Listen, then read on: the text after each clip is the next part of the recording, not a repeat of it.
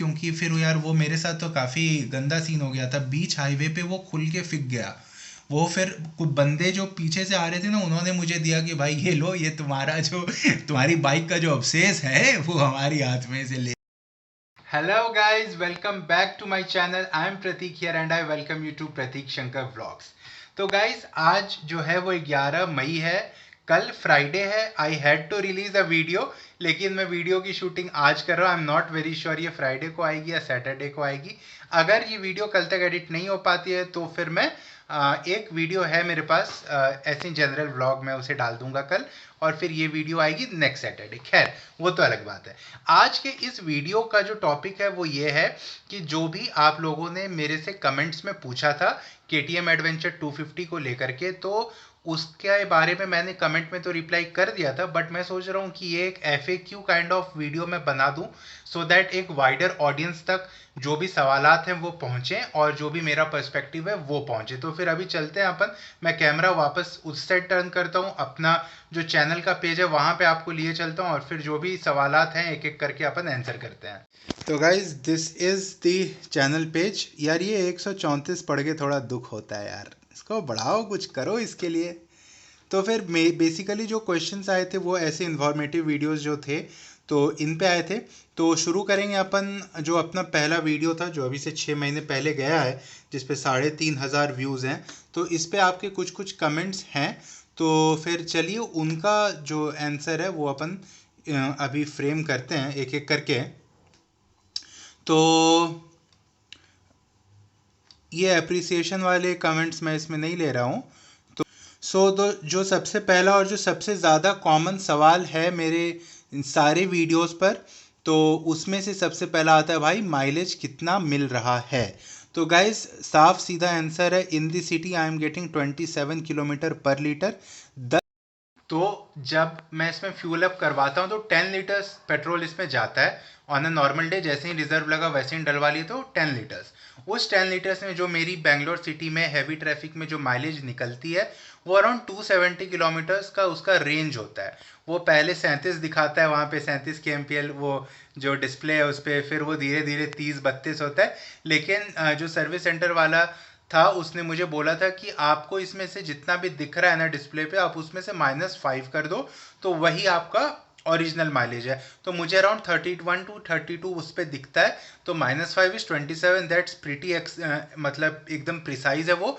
तो 27 का भाई माइलेज है जो कि मुझे इसमें मिल रहा है। यस। तो अब चलिए नेक्स्ट क्वेश्चन पे चलते हैं।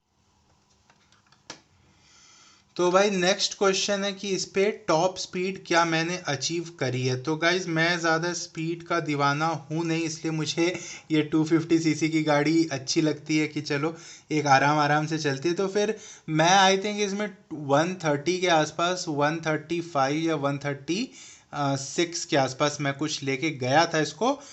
ओके गाइज, तो नेक्स्ट ये डायरेक्ट सवाल तो नहीं है, बट जैसा कि ये प्रसून साहब भाई लिखते हैं यहाँ पर कि I feel it's a very good bike for highway touring but can be little difficult to ride in this city.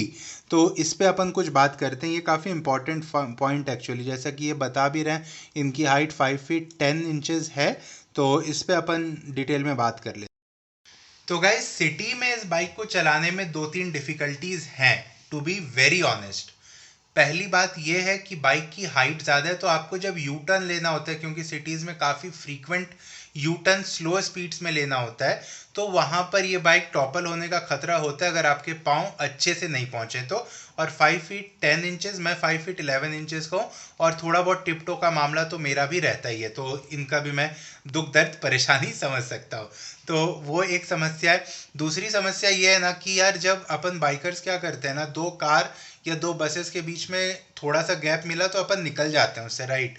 तो इसका जो वाइड हैंडल बार है ना, उसके कारण आप वो काम नहीं कर सकते हो एट प्लेसेस। मतलब जगह सफिशिएंट है, आप निकल सकते हो, बट वहाँ पर जो हैंडल बार है वो अटकता है। तो वो एक वाइड हैंडल बार होने का कॉन्स वो है। तो इन सिटी यूसेज के लिए बहुत ज़्यादा प्रैक्टिकल, मतलब मैं तो सीधा बोलता हूँ भाई, सिटी यूसेज के लिए बेस्ट है ओला S1 खरीद लो, बिंदास चलेगी, ना तेल का खर्चा ना कुछ और। हाईवे टूरिंग के लिए ये सब बाइक्स बहुत अच्छी हैं। वो तो ये बता रहे हैं, बट हाँ सिटी यूसेज के लिए ये सब कुछ है। जब सिटी यूसेज में एक और बहुत बड़ी परेशानी ये हो जाती है ना, जब आप मान लो कि किसी इंक्लाइन पर बाइक को आपने पार्क कर दिया, क्योंकि पार्किंग क्रंच हमेशा रहता है, तो पार्किंग में दो समस्या होती है इसमें। सबसे पहली बात, अगर बहुत नैरो स्पेस है तो वहाँ पे ये गाड़ी पार्क नहीं होगी। दूसरी बात, जो इसमें डिफ़ॉल्ट साइड स्टैंड आता है वो थोड़ा सा मतलब उसको इवन सरफेस चाहिए, नहीं तो फिर बाइक अच्छे तरीके से इंक्लाइन होकर लगती नहीं है साइड स्टैंड पे, वो एक समस्या है। और जो सबसे बड़ी समस्या जो मुझे लगती है, बाइक काफ़ी हैवी है, तो अगर आप इंक्लाइन पे इसे पार्क करना चाहोगे, पार्क तो आप कर दोगे, लेकिन जब आप वापस इसे लेने आओगे ना, तो फिर आपको वो रिवर्स करने में काफ़ी ज़्यादा परेशानी होगी, क्योंकि ये काफ़ी वेट है इसका। और प्लस जब टंकी फुल रहती है तो फिर 10 kg और वजन बढ़ जाता है, तो वो थोड़ी परेशानी का सबब बनता है। तो यस, वो एक पॉइंट है जो सिटी यूसेज के लिए था, तो वो मैंने एक्सप्लेन कर दिया। अब चलिए आगे के कमेंट्स देखते हैं। आगे भाई जो नेक्स्ट वाली वीडियो थी मेरी, ये आई थिंक ये मेरी सेकंड वीडियो थी। ये मैं यहाँ से लिपक्षी गया था राइड पे, तो वहाँ पे एक भाई ने मुझसे पूछा था कि मैं कौन सा जीवी का टॉप बॉक्स यूज़ करता हूँ। तो भाई मैं जीवी, अभिनव भाई पूछ रहे थे ये सवाल, तो मैं जीवी का टॉप बॉक्स वॉक बॉक्स कुछ यूज़ नहीं कर रहा। मैं यूज़ कर रहा हूँ इसका जेबी रेसिंग का, जो कि 45 लीटर्स का टॉप बॉक्स है, और उसकी कॉस्टिंग मुझे पड़ी थी 6200 रुपीज़। तो दैट्स दी थिंग।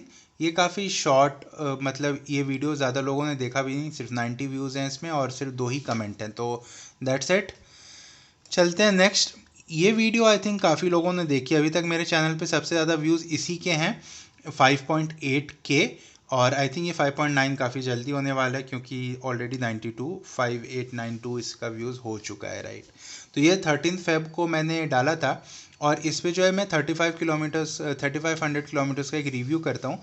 तो इसमें देख लेते हैं भाई, इसमें काफ़ी ज़्यादा कमेंट्स आए हुए हैं, तो let us go through them. Great. तो यहाँ पर जो सबसे पहला सवाल है वो ये है कि आप बिगिनर हो क्या, और ये अपने यही बाइक क्यों चुनी है। तो भाई इसका तो फिर लंबा आंसर होगा, कैमरा टर्न करके बता। तो बुलेट राइडर पुनीत साहब हैं जिन्होंने ये सवाल मुझसे किया है, और इसका साफ सीधा आंसर है कि मैं बिगिनर तो नहीं हूँ, मैं एक इंटरमीडिएट लेवल का राइडर हूँ। मैं कॉल प्रो राइडर नहीं हूँ। मैं मतलब कि मेरे ऑफ रोडिंग के स्किल्स ज़्यादा अच्छे नहीं है, कभी कभी यू टर्न लेने में टॉपल हो जाता हूँ, तो मैं कोई वो नहीं हूँ। I am a decent kind of a guy who knows how to ride sensibly. तो वो एक बात है, बिगिनर हो क्या, पहला सेक्शन ख़त्म। दूसरा सेक्शन, यही बाइक क्यों चुनी है। तो भाई सबसे पहली बात, ये बाइक जो है वो हाईवे टूरिंग पे, क्योंकि मैं ज़्यादा हाईवे टूरिंग इसके पहले किया नहीं था। मेरे पास एक पल्सर 220 थी, उस पर मैं छोटे मोटे ट्रिप्स बेंगलोर से ऊटी, बेंगलोर से मैसूर, ये सब लगाता था, बट वो 1000 किलोमीटर प्लस वाले ट्रिप्स मैंने कभी नहीं किए थे। तो मुझे एक एंट्री लेवल सेगमेंट की एडवेंचर टूरर बाइक चाहिए थी। मार्केट में हिमालयन एक ऑप्शन था, एक ऑप्शन ये था, बाकी GS 310 और 390 एडवेंचर काफ़ी ज़्यादा महंगे हो जाते हैं, तो वो मेरे ऑप्शंस थे नहीं। तो मैंने इस बाइक को इसलिए चुना क्योंकि ये 3 लाख, 3.25 लाख के रेंज में सबसे अच्छी एडवेंचर टूरर बाइक थी, मतलब to get into adventure touring. और जो असल रीज़न है वो ये है कि बजट इतना था, इसीलिए इसको चुना। नहीं तो ऑब्वियसली 390 एडवेंचर को चुनते, या फिर BMW GS 310 को चुनते। तो एंट्री लेवल के हिसाब से। और एक और बात है कि भाई ये सब काइंड ऑफ बिग बाइक्स ही हैं, मतलब सेमी बिग बाइक्स, चलो ठीक है, डेली कम्यूटर बाइक्स तो ये नहीं है एटलीस्ट। तो इनका जो सर्विसिंग कॉस्ट है ये थोड़ा ज़्यादा रहता है, तो उसका भी मतलब वो फटका धीरे धीरे पड़े तो अच्छा है। पहले 250cc की बाइक लेंगे, फिर 650, फिर 1000, फिर GS 1250 पे ख़त्म। तो ये एक बात है। ये बाइक इसलिए मैंने चुना है, सबसे पहला कि सर्विस कॉस्ट इसका रिलेटिवली कम रहेगा। दूसरा, एक एंट्री लेवल मतलब एडवेंचर टूरिंग का जो सेगमेंट है उसमें ये एंट्री लेवल बाइक है, तो काफ़ी अच्छा एक्सपीरियंस लेने के लिए होगा और लॉन्ग डिस्टेंस टूरिंग में मदद करेगा। चौथा ये है कि इसका जो प्राइस पॉइंट है जिस पे ये आता है वो काफ़ी मुझे वैल्यू फॉर मनी लगा। तो दैट्स द आंसर। और फिर इसमें काफ़ी ज़्यादा माइलेज के क्वेश्चंस हैं, तो उनको अपन स्किप करते हैं क्योंकि माइलेज मैंने बता दिया, सिटी में 27। हाँ, हाईवे पे जो माइलेज होगा वो अराउंड 35 निकलता है। एक फुल टैंक में ये मतलब 350 किलोमीटर चल जाती है, तो 35 kmpl का वो माइलेज है। तो ये मैंने कर दिया। और ये कुछ पृथ्वीक भाई कह रहे हैं कि आई एम गेटिंग 31 kmpl, उनको मिलता होगा भाई, मुझे तो नहीं मिलता, माइट भी ये किसी और सिटी में रहते होंगे। ये फॉल्स इन्फो तो मैं नहीं दे रहा हूँ, मैंने अपने वो सबको दिखाया है। हाँ, ये 34 वही है भाई, इसमें से 5 घटाना पड़ता है तो वो 20 से सॉरी ये 27 से 29 के बीच में ही आएगा, दैट्स ऑल। सो भाई ब्रेकिंग परफॉर्मेंस कैसा है भाई, तो इस पे भाई क्रेजी मंत्रा साहब ने ये पूछा है तो इसको जवाब देंगे अच्छे से, 2 दिन पहले ही पूछा है। तो ब्रेकिंग परफॉर्मेंस इस बाइक की मुझे तो काफ़ी डिसेंट लगती है, काफ़ी एप्ट लगती है। हाई स्पीड्स में हो तो भी बाइक के जो ब्रेक्स हैं वो बाइटिंग फोर्स इतना दे देते हैं कि गाड़ी रुक जाती है। जिस हिसाब से एक्सेलरेट होती है उस हिसाब से ये डी एक्सेलरेट भी हो जाती है। तो ब्रेकिंग में मुझे कोई इशू नहीं लगता। एबीएस सेंसर्स अच्छे से काम करते हैं, पीछे वाले एबीएस को आप ऑफ करके ऑफ रोडिंग के टाइम मज़े ले सकते हो। मैंने अभी तक नहीं लिया तो मैं नहीं बता सकता। बट हाँ, जहाँ तक ब्रेक्स का सवाल है, जो ब्रेक कैलिपर्स का सवाल है, जो ब्रेक पैड्स का सवाल है, वो सब काफ़ी अच्छी परफॉर्मेंस देते हैं, उसमें कोई डाउट नहीं है। गाड़ी रुक जाएगी आपकी, उसका आपको टेंशन नहीं लेना है। बट हाँ, इसके ब्रेक्स को लेकर के यार एक चिंताजनक बात यह है ना कि अगर आपने हार्ड ब्रेकिंग कर दी, आप तो रुक जाओगे लेकिन आपके पीछे वाला आके आपको ठोक सकता है, तो उसको थोड़ा सा दिमाग में रख के हार्ड ब्रेकिंग करना। और हाँ, दैट्स द थिंग। तो अगला जो क्वेश्चन है वो है हिमालयन और केटीएम 250 एडवेंचर में कौन सी सही रहेगी लेने के लिए, मुझे अभी लेना है बाइक। ये पूछा है नितेश भोसले साहब ने। तो नितेश भाई, इसका आंसर तो मैंने वहाँ पे दे दिया, बट अभी टू दी वाइडर ऑडियंस ये मैं बता दूं कि भाई जो हिमालयन है उसमें क्वालिटी इश्यूज काफ़ी ज़्यादा हैं। तो उसको लेकर के आपको सर्विस सेंटर दौड़ते रहना पड़ेगा हियर एंड देयर। और फिर भाई उसका चैसी वगैरह ब्रेक होने का जो वीडियो वगैरह है सामने, वो तो हम सबको पता ही है। कौन सेट का इशू है वो भी हम सबको पता ही है। रॉयल एनफील्ड की सर्विस कितनी अच्छी है कितनी नहीं है वो भी हम सबको पता ही है। तो उसके लिए ही मैं सजेस्ट करूंगा, अगर आपको एडवेंचर मतलब चैन शांति से करना है तो बेस्ट रहेगा कि आप adventure 250 he low. I am pretty sure आपका 3 लाख के आसपास का ही बजट है, तो उस रेंज में I think 250 adventure will make more sense, क्योंकि ये काफ़ी ज़्यादा उससे प्रीमियम बाइक है। जो मतलब सीटिंग हिमालयन में पिलियन के लिए कुछ है ही नहीं, इसमें पिलियन कंफर्ट भी ज़्यादा है केटीएम 250 एडवेंचर में। तो वो भी एक रीज़न था जिसके कारण मैंने इसको चूज़ किया। तो that's your answer for Himalayan versus KTM, it's always the KTM. हाँ, अगर आपको ऑफ रोडिंग बहुत ज़्यादा करनी है तो फिर you can obviously choose the Himalayan, क्योंकि जो केटीएम है वो एक सॉफ्ट एडवेंचर, मतलब आप ऑफ रोडिंग कर सकते हो। हाईवे टूरिंग में ये बेटर है, हिमालयन को बीट करती है एनी डे। तो एक और सवाल यहाँ पर आया है प्रांजुल मिश्रा साहब के द्वारा कि why were you not going with Suzuki V Storm SX 250, any specific reason. तो भाई देखो, ये जो वी स्टॉर्म 250 है ना, ये थोड़ा स्मूथ है एडवेंचर 250 से, that I agree, but it is not at all having any adventure वाला जो DNA होता है वो उसमें कुछ है नहीं। उन्होंने नॉर्मल जिक्सर को उठाई, उसको रीब्रांड किया SX 250 वी स्टॉर्म के नाम से, और वी स्टॉर्म की इज्जत गिरा दी और उसको मार्केट में उतार दिया। बट इसमें कोई भी यार, जैसे अपसाइड डाउन फोक्स एक काफ़ी नॉर्मल सी चीज़ है जो कि एक एडवेंचर बाइक में होनी चाहिए। सो दैट मतलब अपसाइड डाउन फोक्स का मतलब ये हुआ कि उसके जो मतलब फ्रंट शॉकर्स हैं वो उल्टे लगे हुए हैं, तो जो झटका है वो नीचे से ऊपर की ओर जाता है, विच इज़ वेरी इंपॉर्टेंट, जो कि आपको एक बम्प को एब्जॉर्ब करने का काफ़ी अच्छा फीलिंग देता है। तो वो उसमें नहीं है। प्लस जो उसका कंसोल है वो काफ़ी मरा हुआ सा है, तो that's why I did not like the V Storm. और सबसे बड़ी बात यार, उसका कलर मुझे काफ़ी टट्टी लगा था, इसके लिए मैंने वी स्टॉर्म 250 नहीं ली थी।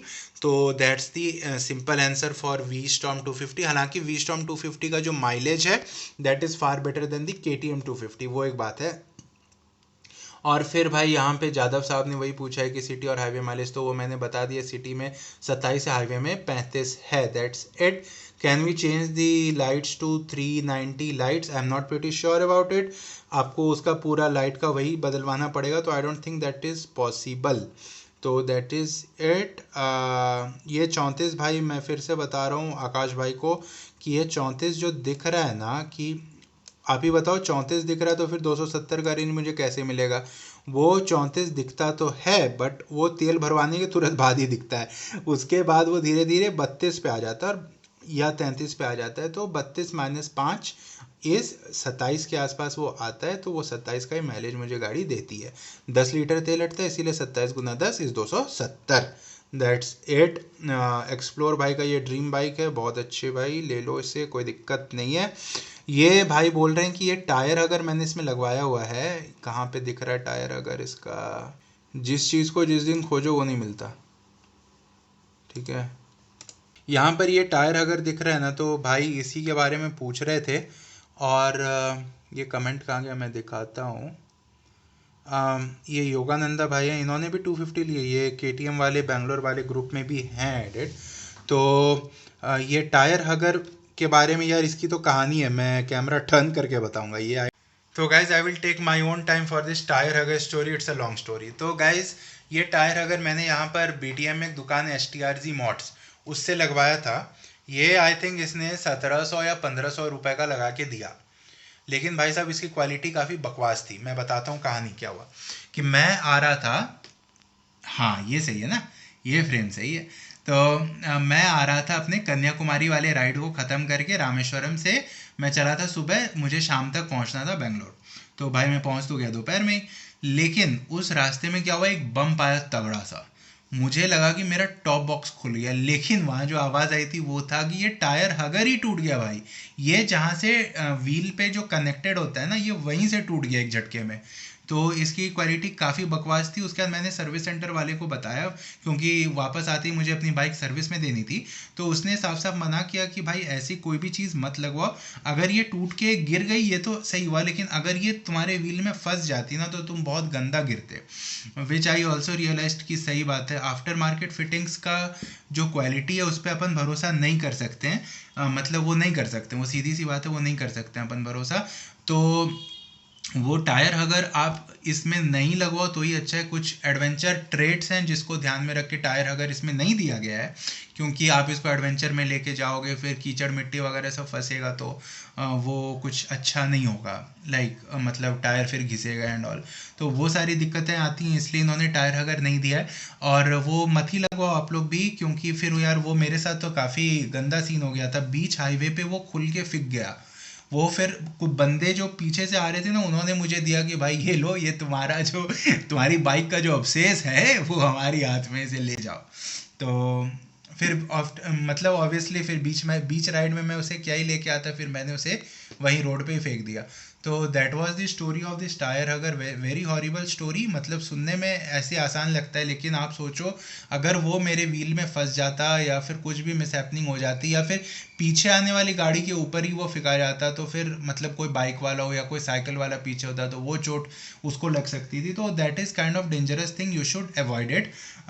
या दैट्स द थिंग। तो that's it for this tire hugger episode. This was asked 2 months back. It's a long time bro. तो ये वाली वीडियो पे हो गया सारा ख़त्म।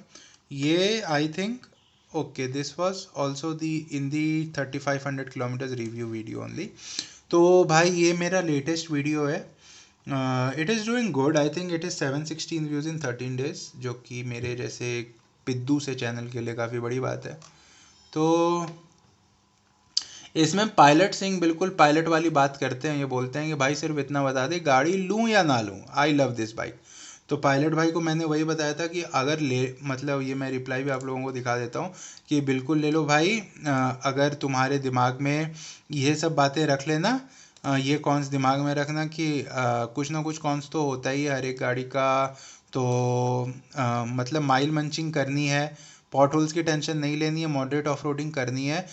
और यार अटेंशन इस बाइक का काफ़ी अच्छा मिलता है, ऑन रोड प्रेजेंस काफ़ी अच्छी है, तो ये सब है। और अगर आपको माइलेज की ज़्यादा टेंशन नहीं है तो आप बिल्कुल ले सकते हो। और अगर मतलब अभी एक KTM 390X करके लॉन्च हुई है एडवेंचर में, तो वो एक अच्छा ऑप्शन है अगर आपका थोड़ा सा ज़्यादा बजट है तो। If your budget lies between 250 adventure and 390 adventure, तो फिर आप उसको ले सकते हो, अदरवाइज़ वो कोई बात नहीं है। बट हाँ, ये गाड़ी पायलट बाइक के लिए मैंने ये बोला था कि इसको बिल्कुल आप ले सकते हो कि क्योंकि यार मतलब नेगेटिव कॉन्स तो हर एक गाड़ी के अपने अपने होते ही हैं, राइट। तो दैट्स इट, ये बात यहीं ख़त्म हो गई। एक्सपल्स लूँ या KTM एडवेंचर 250 लूँ, आप बताओ अपने हिसाब से। फाइनेंस स्टडी नाम से एक चैनल ने ये कमेंट किया था। ये भी भाई डिटेल बात है, तो ये कैमरा फेस पे करके बात हो। तो एक्सपल्स 200 जो है गाड़ी अच्छी है, चीज़ बढ़िया है, लेकिन उसमें एक दिक्कत है। दिक्कत ये है कि जब आप रोड पर अगर आपको माइल मंचिंग करनी है तो 200 जो सीसी का जो सेगमेंट होता है वो काफ़ी मतलब आपको अंडर पावर्ड लगेगा। कभी अगर मतलब ओवरटेकिंग करना है, ये करना है, वो करना है, तो 200 सीसी में आपको, प्लस अगर आपके साथ लगेज है प्लस पिलियन है, तो फिर वो गाड़ी आपको मरी हुई सी ऑन रोड फील होगी। वो गाड़ी अलाइव हो जाती है जब आप उसे ऑफ रोडिंग में लेके जाओ। ऑफ रोडिंग में भाई वो हिमालयन को भी बीट कर दे, क्योंकि हल्की बॉडी है, काफ़ी अच्छे सस्पेंशन वगैरह हैं, तो वो गाड़ी निकल जाती है। बट ऑन रोडिंग में with the luggage systems and with the pillion वो काफ़ी बोरिंग हो जाता है एक्सपल्स को चलाना। और मेरा जो था वो माइल बंचिंग करना ही था, इसीलिए मैंने KTM 250 को चुना था। और KTM के जो इंजन्स होते हैं वो काफ़ी पंची होते हैं, राइट।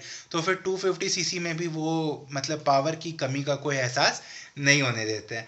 तो वही बात है, मैंने इनको भी वही बोला था कमेंट में कि आपका नीड देखो आप, अगर आपको ऑफ रोडिंग करनी है, ट्रेल्स पे ज़्यादा जाना है, तो 200 वाला वो एक्सपल्स ले लो, अगर माइल मंचिंग करनी है तो KTM ले लो। That was it. फिर चलते हैं हम जो नेक्स्ट कमेंट है उसको एनालाइज करते हैं।